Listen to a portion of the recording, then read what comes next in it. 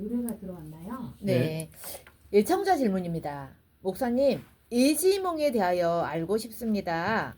꿈에 겪었던 일을 현실에서 똑같이 겪을 때가 많은데요. 하나님은 왜 이런 꿈을 꾸게 하시는 걸까요? 불신자도 이런 꿈을 꾸나요? 그리고 그 꿈을 믿어야 되나요, 목사님? 이런 애청자 질문입니다. 아니 이게 좀 사실은 말하기가 좀 그렇긴 한데 네. 예수님을 잘 믿는 건과 미래에 닥칠 일에 대해서 누워 자면서 회상, 생각, 계획, 소망, 예상, 상상 등을 연장해서 행하는 현상입니다. 또한 많은 꿈을 꾸지만 잠에서 깨어날 때 순간만 기억합니다. 의식과 무의식 사이에서 발견되는 게 꿈입니다. 말하자면 현재 행하고 있는 일이나 자기가 하고 싶은 일을 자꾸 생각하면서 그림으로 보니까 마치 장래에 대한 경고나 계시를 받은 양 여겨지는 것입니다. 요컨대 꿈은 하나님의 계시는 물론 자신의 신앙과도 아무 상관이 없기에 거의 다 무시해도 된다는 뜻입니다. 네. 말씀의 처방전입니다. 히브리서 1장 1절에서 3절 말씀입니다. 옛적에 선지자들을 통하여 여러 부분과 여러 모양으로 우리 조상들에게 말씀하신 하나님이 이 모든 날 마지막에는 아들을 통하여 우리에게 말씀하셨으니 이 아들을 만유의 상속자로 세우시고 또 그로 말미암아 모든 세계를 지으셨느니라. 이는 하나님의 영광의 강체시요 그 본체의 형상이시라. 그의 능력의 말씀으로 만물을 붙드시며 죄를 정결하게 하는 일을 하시고 높은 곳에 계신 지극히 크신 이의 우편에 앉으셨느니라. 아멘. 아멘. 3절에 보면 그의 능력의 말씀으로 만물을 붙드시며 아멘. 라고 되어 있습니다. 성경이 완성되기 전에는 하나님이 여러 가지 방법으로 자기 백성에게 계시를 하셨습니다. 꿈으로, 환상으로, 직접 또는 글자로 여러 가지 방법으로 말씀하셨지만 성경이 완성된 후에는 기록된 하나님의 말씀으로만 계시를 전달합니다. 하나님의 계시는 성경 66권으로 종결되었습니다. 성경이 완성되기 전에 꿈으로 계시하셨는데 정확하고 불변한 방식이었습니다. 정말로 하나님의 예지해 주시는 꿈이라면 요셉의 경우에서 보듯이 반드시 그 내용이 몇 번이라도 똑같고 선명해야 합니다. 꿈의 전개가 뒤죽박죽이 아니라 구체적이고 일관되어서 그 의미를 해석하는 데 혼선이 없어야 한다는 뜻입니다.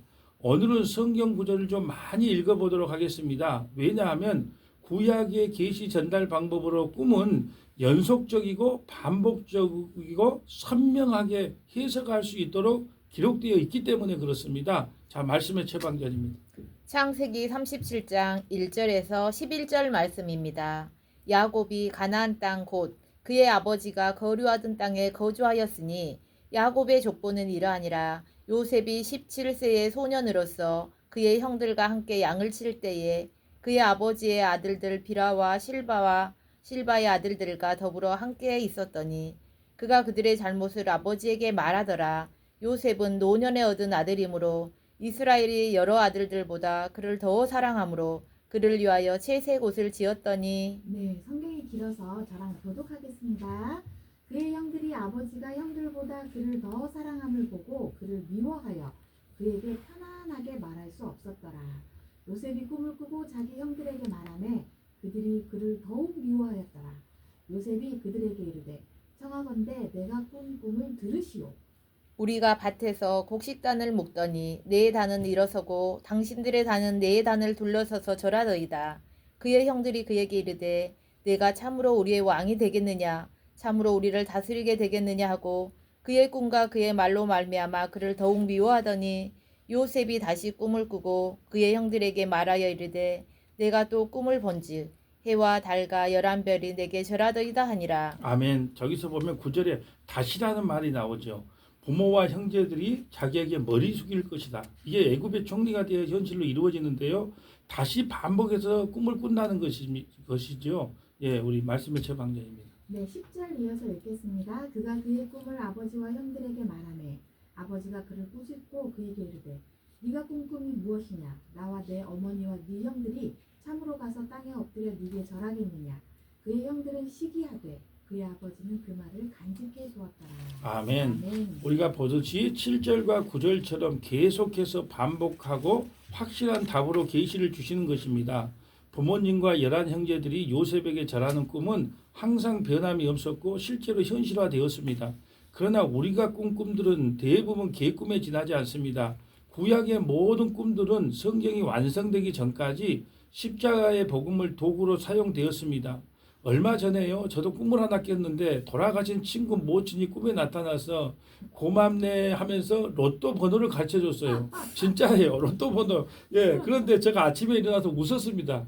예, 왜냐하면 그게 만약에 실제로 나타나려면 계속 나타나서 그 번호를 가르쳐 줘야 되는데 그날 하루 저에게 이 번호를 말씀하신 거예요. 아깝네요. 예.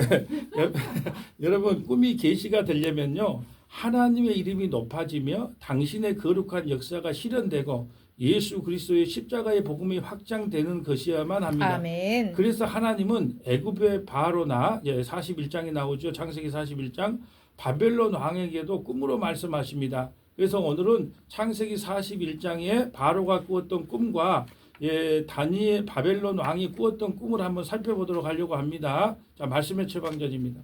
창세기 41장 1절부터 8절 말씀입니다. 만 2년 후에 바로가 꿈을 꾼즉 자기가 나일 강가에 서 있는데 보니 아름답고 살찐 7 암소가 강가에서 올라와 갈밭에서 뜯어먹고 그 뒤에 또 흉하고 파리한 다른 7 염소가 나일강 강가에 올라와 그 소와 함께 나일 강가에 서 있더니 그 흉하고 파리한 소가 그 아름답고 살찐 7 소를 먹은지라 바로가 곧 깨었다가 다시 잠이 들어 본즉 꿈을 꾸니 한 줄기에 무성하고 충실한 7 이삭이 나오고 그 후에 또 가늘고 동풍에 마른 7 이삭이 나오더니 그 가는 7 이삭이 무성하고 충실한 7 이삭을 삼킨지라 바로가 깬즉 꿈이라. 아침에 그의 마음이 번민하여 사람을 보내어 애굽의 점술가와 현인들을 모두 불러 그들에게 그의 꿈을 말하였으나 그것을 바로에게 해석하는 자가 없었더라. 아멘. 4절과 5절에 보면 그 흉하고 파리한 소가 그 아름답고 살찐 7 소를 먹은지라 바로가 곧 깨었다가 5절에 보면 다시라고 나오죠. 반복해서 나옵니다. 다시 잠이 들어 꿈을 꾸니 한 줄기에 무성하고 충성한 7 이삭이 나오고 같은 꿈을 반복해서 하나님의 계시를 전달하고 있지요. 지금은 성경이 완성되기 전이라는 사실을 잊지 말고 따라오시기 바랍니다. 이 말씀은 7년 흉년과 7년 풍년에 대하여 바로에게 꿈으로 나타났다는 것이죠. 그것을 요셉이 해석함으로 장차 애굽에서 이스라엘 백성을 불러내리라는 언약을 성취하는 도구로 사용됐다는 것입니다. 바벨론 왕의 꿈도 한번 살펴볼까요? 말씀 처방전입니다. 다니엘 2장 1절에서 13절 말씀입니다. 느부갓네살이 다스린 지 2년이 되는 해에 느부갓네살이 꿈을 꾸고 그로 말미암아 마음이 번민하여 잠을 이루지 못한지라 왕이 그의 꿈을 자기에게 알려주도록 박수와 술객과 점쟁이와 갈대아 술사를 부르라 말하매 그들이 들어가서 왕의 앞에 선지라. 왕이 그들에게 이르되 내가 꿈을 꾸고 그 꿈을 알고자 하여 마음이 번민하도다 하니 갈대아 술사들이 아람말로 왕에게 말하되 왕이여 만수무강하옵소서. 왕께서 그 꿈을 종들에게 이르시면 우리가 해석하여 드리겠나이다 하는지라. 왕이 갈대아인들에게 대답하여 이르되 내가 명령을 내렸나니 너희가 만일 꿈과 그 해석을 내게 알게 하지 아니하면 너희 몸을 쪼갤 것이며 너희의 집을 거름더미로 만들 것이요 너희가 만일 꿈과 그 해석을 보이면 너희가 선물과 상과 큰 영광을 내게서 얻으리라. 그런즉 꿈과 그 해석을 내게 보이라 하니 그들이 다시 대답하여 이르되 원하건대 왕은 꿈을 종들에게 이르소서. 그리하시면 우리가 해석하여 드리겠나이다 하니 아멘. 꿈이 어떤 꿈을 꾸었는지 가르쳐 주지도 않고 그걸 해석해 보라고 하는 것이죠. 8절입니다. 왕이 대답하여 이르되 내가 분명히 아노라. 너희가 나의 명령이 내렸음을 보았으므로 시간을 지연하려 함이로다. 너희가 만일 이 꿈을 내게 알게 하지 아니하면 너희를 처치할 법이 오직 하나님이니 이는 너희가 거짓말과 망령된 말을 내 앞에서 꾸며 말하여 때가 변하기를 기다리라 함이라. 이제 그 꿈을 내게 알게 하라. 그리하면 너희가 그 해석도 보일 줄을 내가 알리라 하더라. 갈대아인들이 왕 앞에 대답하여 이르되 세상에는 왕의 그 일을 볼 자가 한 사람도 없으므로 어떤 크고 권력 있는 왕이라도 이런 것으로 박수에게나 술객에게나 갈대아인들에게 물을 자가 없었나이다. 왕께서 물으신 것은 어려운 일이라. 육체와 함께 살지 아니하는 신들 외에는 왕 앞에 그것을 보일 자가 없나이다 한지라. 왕이 이로 말미암아 진노하고 통분하여 바벨론의 모든 지혜자들을 다 죽이라 명령하니라. 왕의 명령이 내림에 지혜자들은 죽게 되었고 다니엘과 그의 친구들도 죽이려고 찾았더라. 그때 바벨론 왕 앞에 다니엘이 나타나서 꿈을 해석하지요. 바벨론의 느부갓네살 왕의 꿈을 다니엘이 해석하는데 큰 신상을 통해 인류 역사가 하나님 손에 달렸다는 사실과 로마 시대 때 예수님이 오셔서 자기 백성을 구원하신다는 사실이 선포된 것입니다. 아멘. 바벨론을 메데 페르시아가 무너뜨리고 페르시아를 그리스 알렉산드 대왕이 무너뜨리고 그리스를 로마가 무너뜨릴 때 한 돌이 로마를 무너뜨리는데 그분이 바로 예수 그리스도라는 사실을 꿈을 통해 계시하신 것입니다. 아멘. 하나님은 당신의 백성들을 향한 거룩한 역사에 대해서 꿈으로 계시해 준 것입니다. 요셉에겐 당신의 뜻을 밝혀놓은 성경이 없었기에 또 이방인들은 아예 당신을 모르니까 꿈이라는 직접적인 방법을 사용한 것입니다. 동방 박사들에게 꿈에 나타나서 헤로데에게 돌아가지 말라 말씀하셨다는 내용이 있는 것과 같이요. 예수 그리스도의 육신의 아버지 요셉에게 꿈으로 나타나서 애굽으로 피하라고 말씀하셨지요. 무엇보다도 하나님이 주시는 꿈은 아주 비상한 경우에 꼭 그런 방식으로만 계시해 주어야 할 필요가 있을 때 한해서 아주 드물게 일어납니다. 그리고 다시 강조하지만 요셉의 꿈처럼 아주 오랜 시간이 지난다 할지라도 반드시 그대로 실현된다는 것입니다. 만에 하나 점쟁이식으로 하나님과 전혀 무관한 개인적인 사안에 대하여 당장이나 가까운 장래의 일을 꿈으로 알려주고 그대로 실현되었다 해도 앞에서 설명드린 꿈의 일반적인 기능대로 되었거나 어쩌면 사탄의 해방일 가능성도 있다는 사실을 잊지 말아야 합니다. 또한 꿈을 통해서 앞날을 예언하거나 점을 치는 것은 비성경적인 신앙임을 다시 한번 말씀을 드립니다. 네. 여러분, 목사님의 모든 말씀을 한번 정리해 보면요. 꿈 때문에 불안해하지도 마시고 아멘. 꿈에 얽매이지도 마시고. 아멘. 왜냐하면 우리에게는 꿈이 아니라 더 확실한 성경을 주셨습니다. 아멘. 아멘. 네. 아멘. 말씀으로 늘 승리하시는 삶을 살아야겠습니다. 아멘. 우리 찬양 한 곡 듣고 말씀의 처방전 계속 이어가겠습니다. 노래인의 노래 내용 한 번 더 소개해 드릴까요? 네.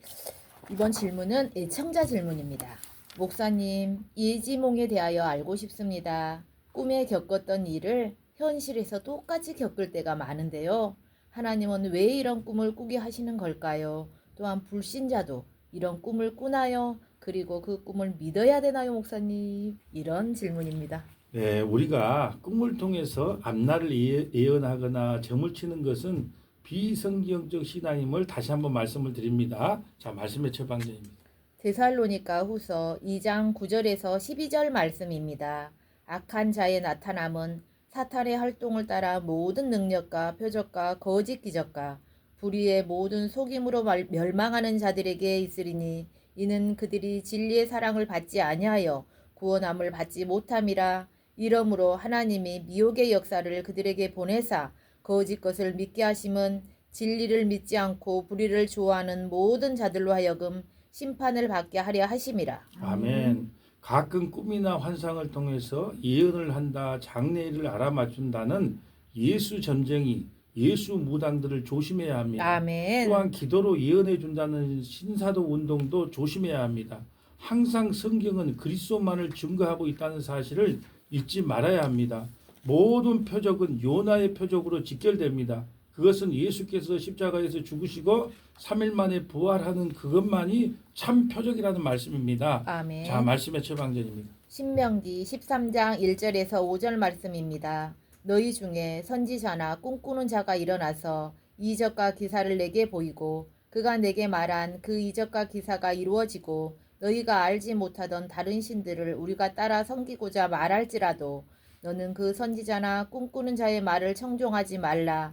이는 너희의 하나님 여호와께서 너희가 마음을 다하고 뜻을 다하여 너희의 하나님 여호와를 사랑하는 여부를 알려 하사 너희를 시험하심이니라. 아멘. 말씀을 따라 믿는지 아니면 기적과 이적과 표적을 따라 믿는지 하나님께서 시험해 보신다는 내용이에요. 자, 4절 5절.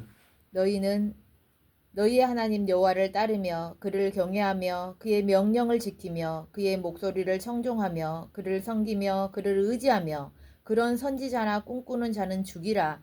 이는 그가 너희를 애굽 땅에서 인도하여 내시며 종되었던 집에서 속량하신 너희의 하나님 여호와를 배반하게 하려 하며 너희의 하나님 여호와께서 내게 행하라 명령하신 도에서 너를 떼어내려고 말하였음이라. 너는 이같이 하여 너희 중에서 악을 제할지니라. 아멘. 우리 사랑하는 신자분들이 너무 기적과 이적이 약해요. 여러분 가장 큰 기적과 이적이 무엇인 줄 아십니까? 저와 여러분처럼 죄인이 구원받은 것처럼 더 큰 기적과 이적은 이 세상에 없는 것입니다. 아멘. 신자는 자기 인생에 대한 그 거룩한 계획을 갖고서 당신의 때와 방식으로 선하게 인도해 주고 계시는 전지전능하신 하나님만 온전히 믿고서 장래 일은 쉬지 말고 기도하면서 그분께 전적으로 의탁하면 됩니다. 아멘. 말하자면 신약 시대 신자는 꿈 같은 비상식한 방식이 아니라 매일 기도와 말씀을 통해서 하나님과 교제 소통할 수 있다는 뜻입니다. 아멘. 더 중요하게는 성경에 계시된 그분의 뜻대로 살아가면서 자기가 하는 일을 통해 주님이 맡겨주신 소명을 실현하면 되기 때문에 굳이 장래에 대해 궁금증을 가질 필요가 없으며 하나님 쪽에서도 신자에게 따로 예지몽을 주실 필요가 없었던 것입니다. 전도서 7장 14절 말씀에 이런 말씀이 있어요. 형통한 날에는 기뻐하고 공고한 날에는 되돌아보라. 이 두 가지를 하나님이 병영케 하사 사람이 그의 장래일을 능히 헤아려 알지 못하게 하셨느니라. 아멘. 하나님께서는요 우리에게 공고한 날과 형통한 날을 하나님 뜻대로 해요. 그렇기 때문에 장래일을 우리가 헤아려 알 필요가 없는 거예요. 우리가 공고한 날에는 뒤돌아보며 하나님께 기도하면 되는 것이고요. 아멘. 예, 우리가 기쁜 날에는 하나님을 찬양하면 되는 것입니다. 아멘. 굳이 장래일을 알려고 애쓸 필요가 성도들에게는 전혀 없다는 뜻이에요. 아멘. 여러분 오직 성경 한 권이면 충분합니다. 아멘. 말씀의 처방전입니다. 디모데후서 3장 13절에서 17절 말씀입니다. 악한 사람들과 속이는 자들은 더욱 악하여져서 속이기도 하고 속기도 하나니 그러나 너는 배우고 확신한 일에 거하라. 너는 내가 누구에게서 배운 것을 알며 또 어려서부터 성경을 알았나니 성경은 능히 너로 하여금 그리스도 예수 안에 있는 믿음으로 말미암아 구원에 이르는 지혜가 있게 하느니라. 모든 성경은 하나님의 감동으로 된 것으로 교훈과 책망과 바르게 함과 의로 교육하기에 유익하니 이는 하나님의 사람으로 온전하게 하며 모든 선한 일을 행할 능력을 갖추게 하려 함이라. 아멘. 이제 정리를 합니다. 구약 시대에는 성경이 완성되기 전이기 때문에 꿈으로 하나님이 계시를 알려주셨지만 이제 계시가 완성되었습니다. 성경 66권 1189장 31,173절로 인하여 성경이 완성되었기 때문에 우리가 성경을 통하여 하나님의 계시의 말씀을 듣고 배우면 되는 것입니다. 사랑하는 여러분, 성경을 통해서 바른 믿음, 바른 신앙, 바른 교회가 온전히 세워지기를 간절히 소망해 봅니다. 아멘. 네, 우리가 다음 주에는 꼭 예수에게만 구원이 있습니까? 라는 질문에 대한 답변을 해드리도록 하겠습니다.